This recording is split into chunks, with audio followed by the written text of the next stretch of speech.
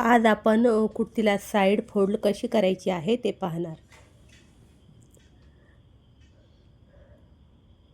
तर सर्वप्रथम आपल्याला खालच्या साईडनं पाव आणि पाव अर्धा इंची फोल्ड करून घ्यायची आहे.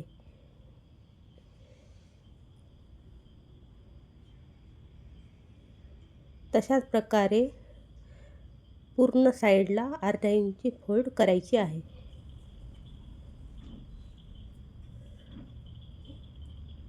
तर आता आपण मशीनवर प्रथम खालच्या साईडने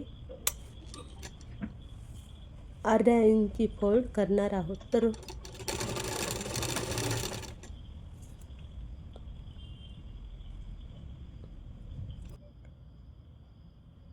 अशा प्रकारे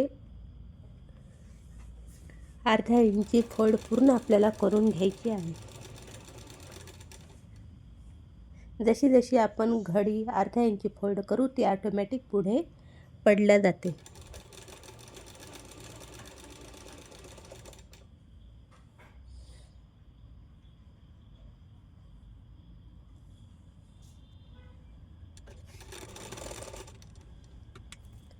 आता आपल्याला कुर्तीला फिरवून घ्यायचं आहे आणि दुसऱ्या साईडला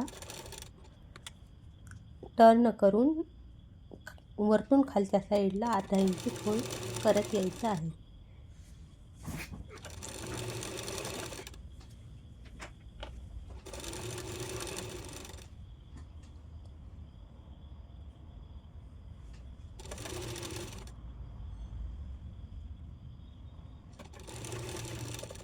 अशा प्रकारे त्यानंतर खालच्या साईडला आपल्याला सुईतून कापड बाहेर काढून खालच्या साईडला देखील अर्धा इंची फोल्ड करून घ्यायची आहे.